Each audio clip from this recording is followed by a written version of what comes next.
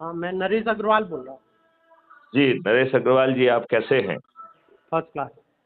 तो नरेश अग्रवाल जी, आपने उसे पूरा सुना था ध्यान से जो वार्तालाप थी? 25-30% सुन पाए, वही पूरा नहीं सुना। तो मैं आपको आपके लाभ के लिए यदि ये बताऊं हाँ कि हाँ। आप यदि 9 दिन का सरल उपाय करेंगे जिसमें आपके जेब से 5 पैसे खर्चा नहीं होगा नहीं, और आपको पहले तो हमें ये बताइए मिशन का क्या उद्देश्य है, कौन कौन उसमें पार्टिसिपेट कर रहे हैं, किनको ग्रुप में शामिल कर रहे हैं, फिर किस तरह का है? देखिए, इसमें जो है एक व्यवस्था के तहत सभी को जोड़ना है। अच्छा, जो ठीक। अपने बच्चों को अच्छा भारत देना चाहता है, हम्म जो स्वयं को अच्छा भारत देना चाहता है, हम्म हम्म क्योंकि हमारे इन राजनेताओं को हमको अच्छा भारत नहीं दिया है। हम्म हमारे इन राजनेताओं ने हम्म हमसे जनतंत्र भी छुड़ा लिया है, हम्म क्योंकि जनतंत्र की परिभाषा होती है government of the people, by the people, for the people. हम्म इन्होंने हमारे ऊपर पार्टी तंत्र थोपा हुआ है, जिसकी डेफिनेशन है government of the party, by the party, for the party. हम्म इन्होंने संविधान की व्यवस्था के विपरीत हमें हम्म जाति धर्म में बांट दिया है और हम्म ये अच्छे लोगों को टिकट नहीं देते हैं। हम्म ये जाति और धर्म के आधार पर अनपढ़, गवार, बाहुबली, दुष्ट, दुष्चरित्र और अपराधियों को टिकट देते हैं। हम्म। अग्रवाल साहब, आपने अपना नाम क्या बताया था? नरेश अग्रवाल।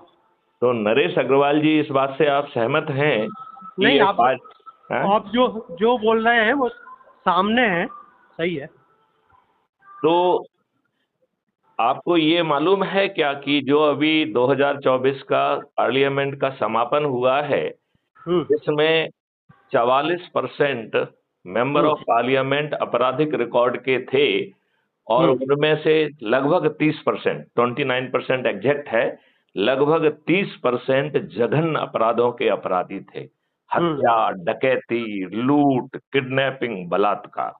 हम्म 40 करोड़ की जनता में इन राजनेताओं को और इन पार्टियों को क्या अच्छे लोग नहीं मिलते हैं हम्म जिनको ये टिकट दें? लेकिन हम्म ये अच्छे लोगों को टिकट देंगे तो इनका काम नहीं बनेगा।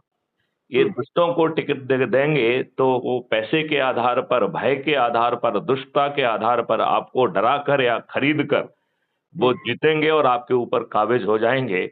इस हम्म। बात से आप कहां तक सहमत हैं? इसमें देखिए, हमने अब जो 20-25 मिनट आपका सुना था, कोई जी, आप गुप्ता हैं कोई, और जो कि आप पुलिस ऑफिसर रहे हैं, है ना? मेरा नाम मैथिली शरण गुप्त है। ठीक ना? मैं 1984 बैच का आईपीएस ऑफिसर हूँ। हम्म 7 साल तक विभिन्न पदों पर, डीजीपी के पदों पर जो है मध्य प्रदेश में कार्यरत रहा हूँ। हम्म हम्म भारत सरकार में भी जो है 8 साल से अधिक समय हमने अपनी सेवाएं दी हैं। अच्छा अच्छा। राइट। और इस समय जो है हम्म। क्राइम फ्री भारत मिशन का राष्ट्रीय अध्यक्ष हूँ बहुत और बढ़िया। भारत सरकार का एक नेशनल पुलिस मिशन है हाँ। जो कि मेरे ही प्रस्ताव पर गठित हुआ है, उसका हम्म। मैं नोडल ऑफिसर हूँ। बहुत बहुत अच्छा। अच्छा, जहाँ जहाँ तक है गुप्ता जी, मैं भी झांसी बिलोंग करता हूँ।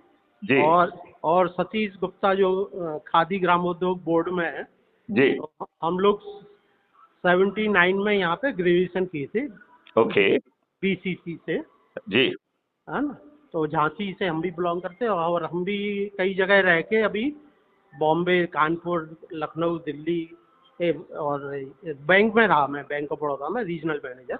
जी तो हमारा ये कहना है कि ये 2014 के पहले जी तो जिस तरह की व्यवस्थाएं हो रही थी उस समय, चूंकि सोशल मीडिया नहीं था, जी तो इवन इवन जो जो भी सामने आता था उसी को हम लोग पूजा करने लगते थे, उन्हीं की बात मानने लगते थे।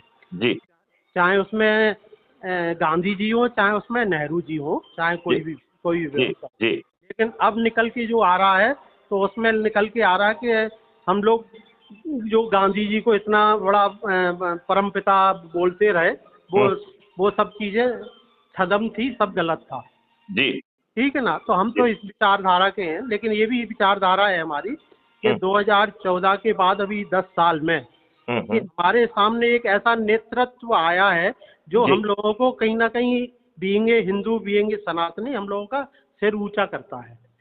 यदि हम जो है 9 दिन का सरल उपाय करते हुए मात्र अपने परिवार के, अपने रिश्तेदार, अपने मित्र, अपने पड़ोसी और जहां जहां आप पोस्टेड रहे, जिन जिन संगठनों से आप जुड़े रहे, उन लोगों को जोड़ने का यदि हम 9 दिन का सरल उपाय करेंगे और हम 100 करोड़ हो जाएंगे, तो फिर हम माननीय नरेंद्र मोदी जी का हाथ भी मजबूत कर पाएंगे और उन्हें मजबूर कर पाएंगे कि 21 लक्षों के साथ जो महापरिवर्तित भारत है वो हमें दें।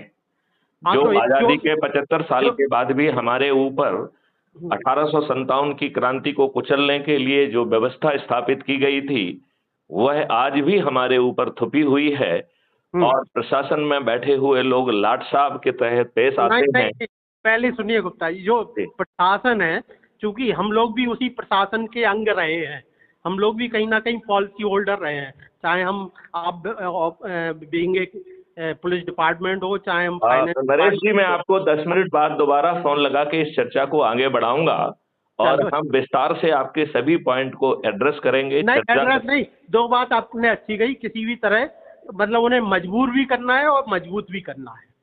बिल्कुल ठीक है। और यदि यदि यदि यदि वो जो है मजबूर नहीं होते हैं तो उन्हें रिप्लेस भी करना है। तो जो दोनों बातें कहीं ये जरूरी है।